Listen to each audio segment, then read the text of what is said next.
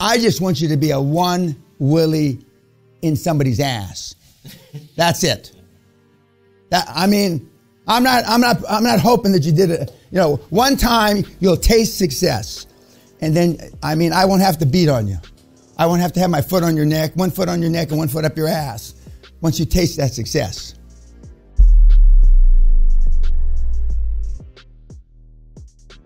I want to make a lot of fucking money, you know, and you almost said it verbatim to that. I want to make a lot of fucking money. You know, I'm trying to give the accent, you know. But wanting to make a lot of fucking money and making a lot of fucking money are two different places. You know, this is wishing and hoping. My mother was a prayer. She used to pray that I didn't kill myself and, you know, and wish and hope. Wishing and hoping and praying are at my mother's end of the continuum, which doesn't do dick, okay? At the other end of the continuum, my dad beat me as soon as he found out I did something bad. And I remembered the beatings more than I did the prayers from my mother. Because I had lumps and, you know, in those days you went to school, I come to school with a big fucking bruise on my head. Now they say I fell down the stairs or some shit. Well, everybody knew that my dad popped me. We had no stairs in our house anyway. Except, you know, there were two steps, as I recall, down here. And my dad threw me out of that door before. A couple times when I was at my grandmother's house. What else about Steve? Yes, sir. High self-esteem people use humor to connect with people. Now, when he laughs, it's not a coping mechanism. When people like Trump laugh, it's not a coping mechanism. When I laugh, it's not a coping mechanism. When I laugh, I'm trying to, well, inadvertently, unconsciously, I'm trying to relax you. I'm trying to relax you, so I laugh, and then you laugh and you smile, and so then we build some rapport, and we move forward. But I mean, Steve Ballmer was one of the, not the only alpha male CEOs in the last 25 years, but he certainly was one of the most successful CEOs in the last 25 years, yeah.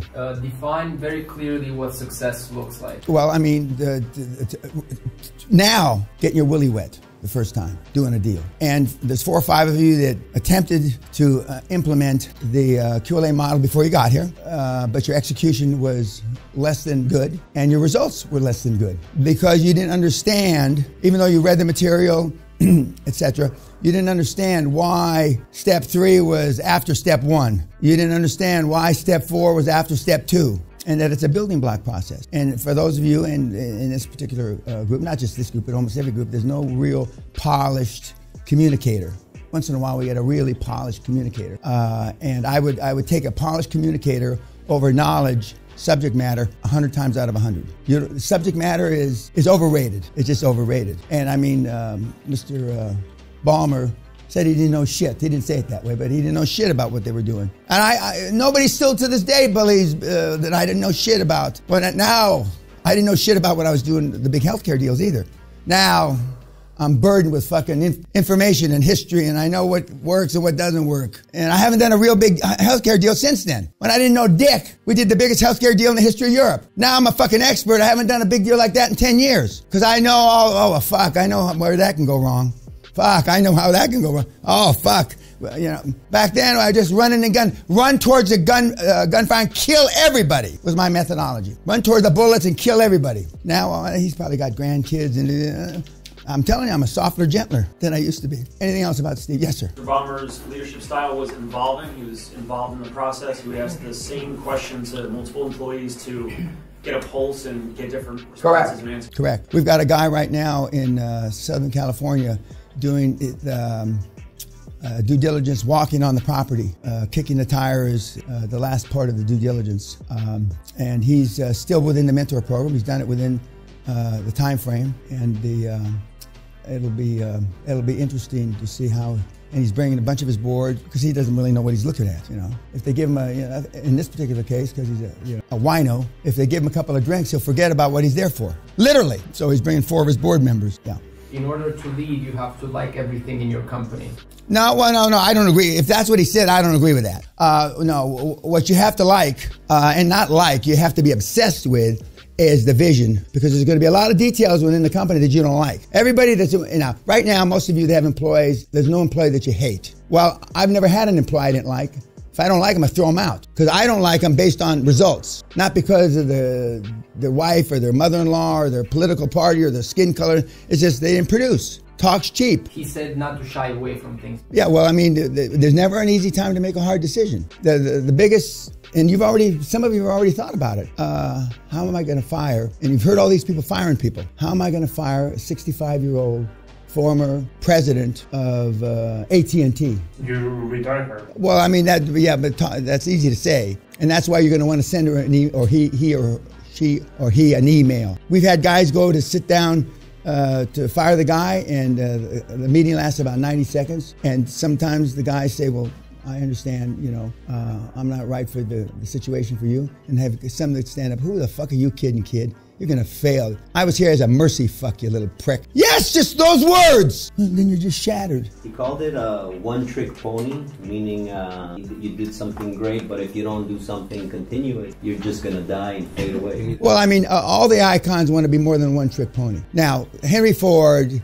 in a lot of respects, is considered the real Henry Ford, the first guy. It was considered a one-trick pony because of the affordable automobile. But the conveyor belt, the assembly line was his idea, amongst other things. So, I mean, he had several tricks that he performed. But yeah, they want to be more than a one-trick pony. I just want you to be a one willy in somebody's ass.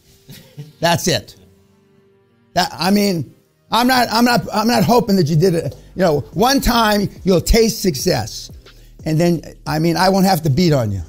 I won't have to have my foot on your neck, one foot on your neck, and one foot up your ass. Once you taste that success, but so I want you to get your dick wet, as quick as humanly possible, and then you'll do. Steve Ballmer believed in the speed of success. Pardon? Steve Ballmer also believed in the speed of success. Yeah, I mean, this is not slow motion. This is not slow motion. And the guys up there, and the guys that don't allow me to use their picture up there, the ones that have made the most money made it the quickest, the fastest. Don't underestimate the power of luck. Oh, yeah. Well, I'd rather be lucky than smart. I mean, and when luck looks you in the face, like it did you, and your brother, and that was a wonderful experience. And I don't have to tell you what it felt like. You still remember what it felt like. And in that regard, I'm stealing something from this afternoon. When you hit those speed bumps and you start to feel sorry for yourself, and guys like Ballmer and myself don't feel sorry for themselves, these guys, I will tell, relate back to that experience and how that felt. Okay.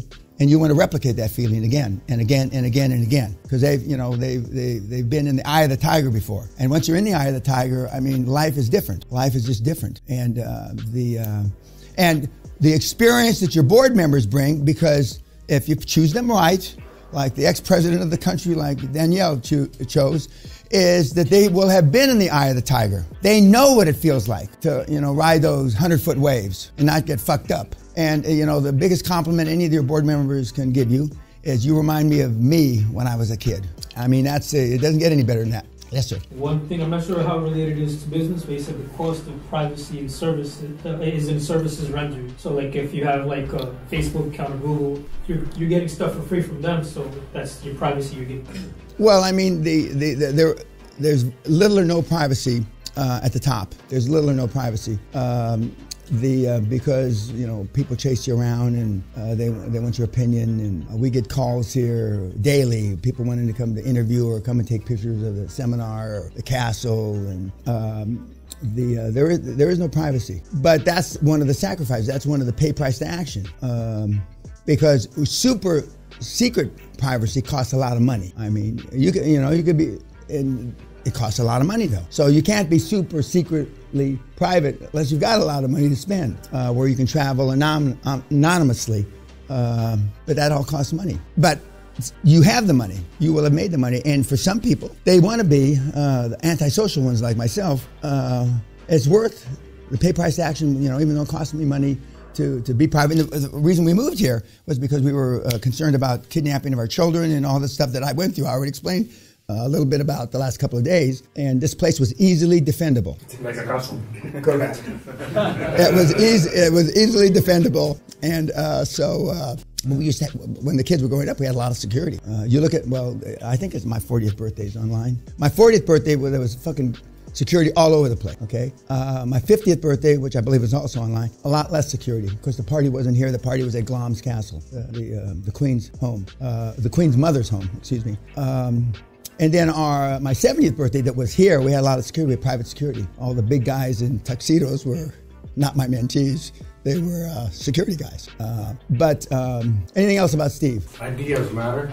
Pardon? Ideas matter. And when, like I have frog cufflinks today, and I sometimes wear frog ties, and in my office I have probably 150 frogs, and throughout the castle we probably have 250 frogs of different varieties, because I never want to forget that a guy that I met someplace, and that's why I see people when I travel. They come in the hotel and they see me for 20 or 30 minutes. I see 4 or 5 people every city that I go to, because you never know where you're going to get another idea. And quite often when you become successful, super successful, you shun other people out of your life, and those are the people that are going to bring you the new idea. It's not the 5 or 6 people that you've been doing business with for 5 or 10 or 15 years, okay? If you get one, not good idea, great idea per, a year, and even a great idea isn't going to come to fruition necessarily going to make you money. But we become closed down because we start to believe our own headlines. And I've been through this a couple of times. And so everybody's blowing smoke up your ass, telling you how smart you are. And you stop looking for the new opportunity. You stop looking. Now, in addition, you saw last night what? Modern education. Modern education. Well, we don't have to dwell on that. Okay. I'm not such a proponent of modern education. My education, spare the rod, spoil the child. Basically, is my methodology of educating people. Because unfortunately, fear worked. What was the other? You saw one other thing.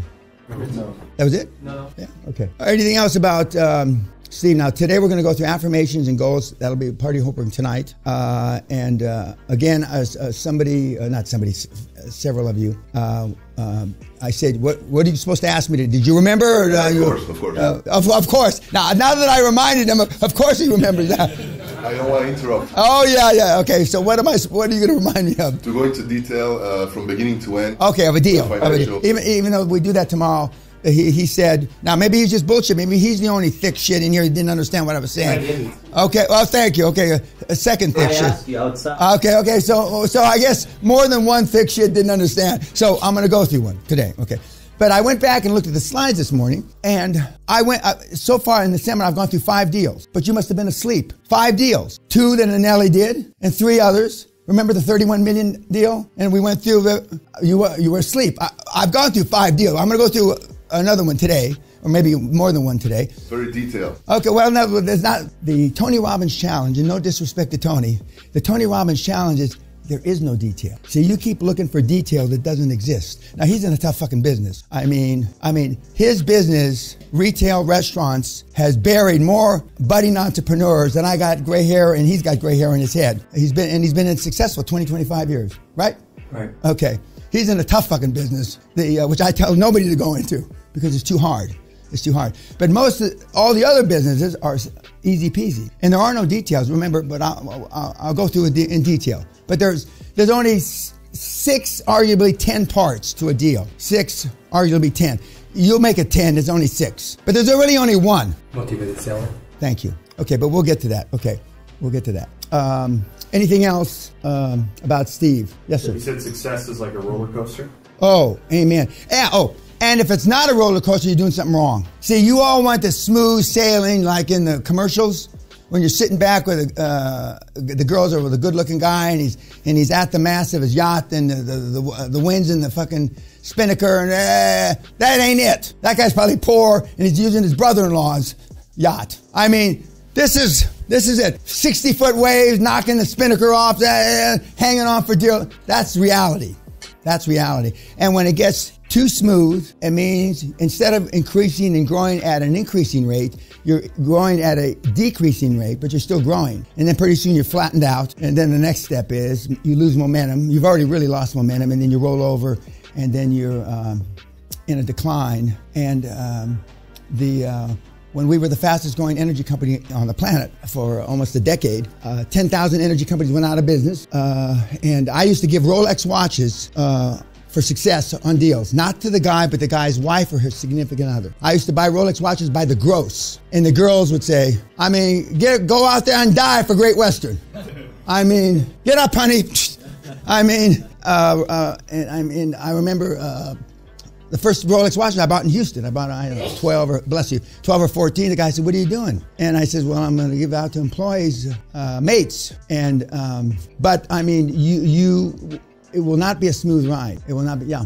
And he also says to be prepared because it's not going to be a smooth ride, and most successes take 5 to 10 years anyways. Well, it doesn't have to take 5 to 10 years. Longer than 15 seconds. Yeah. Well, I mean, we have, I told you about the guy yesterday, the Mexican kid, who started and exited in less than a year in an industry that he didn't know anything about, hairdressing and that kind of thing. He didn't know anything about it, and he was in and out. It doesn't have to take you that long. It doesn't. But what you fall in love with is ripping money out of the business. Because for most of you, you have never experienced that, where there's really no limit to what you can buy. And normally the kids buy the wrong shit to begin with. I've been through the planes. I've been through the yacht. I've done all that. Now, I wasn't in my 20s when I did it. I was in my middle 30s. But I've done it. I know the signs because I've walked in that shit myself. So I know. The happiest days of my life are the day I bought my yacht and the day I sold my yacht. Big boats eat money. Eat. Now, I'm not talking about just the fuel. Of course, this place eats money. We have 2 full-time fix-it guys, carpenters, plumbers, here all the time. Because something breaks. Every day something breaks here. Some days, on a good day, one thing breaks. On a bad day, 5 things break. 5 things. Many years ago, during one of these 100-mile-an-hour tornado bullshit, tore part of the roof off. We had a waterfall in the main hall. A waterfall coming down over that staircase. And the kids were little and they're going, Daddy, look at the waterfall. We don't have to go to Disneyland. And then getting that fixed. Okay. Anything else? Yes, ma'am. He talked about dark days in Microsoft. I thought maybe he was referencing about the monopoly. No. But no, well, because Microsoft wasn't super successful from the very beginning, and he was like the 11th or the 30th employee. I forget which number he was. Because I mean, now you look at there were dark days at General Motors. There were dark days at IBM. Very few big, huge companies that are considered iconic now didn't have dark days. But to have a dark day, now the challenge is to not have the dark. Now you think the dark days are in the beginning when you're struggling. No, I'm talking about after you're up and running and you're implementing and executing properly, and you're using the hub and spoke, and you've got 15, 20 offices, yada yada yada. And then we had a pharmaceutical guy. They outlawed a certain drug, and he's out of business. And in pharmaceuticals, they have between 10 and 15 backup products for every one product. So if they lose the FDA approval, et cetera, et cetera. For example, right now, cannabis is hot. I'm old enough to know that 5 or 10 years from now, they may outlaw it again, go back the other way, like prohibition. And then what about all the cannabis boys and girls? They're fucked. You can take that big plant you're building outside Toronto and shove it up your ass. Like cigarettes. Huh? Yeah, I mean, it's like the vapors. Or am I saying that right? Now they're on the ass of the vapors. That was God's gift 7, 8, 9 years ago. That was the cure-all. And now they say it gives you another kind of fucking poison in your system or some shit. So nothing's forever. In America, taxes. But when Donald Trump, God bless him, in his second term, does away with inheritance tax, which is death tax, I will kiss his big fat ass in front of the White House, and he can drop his drawers.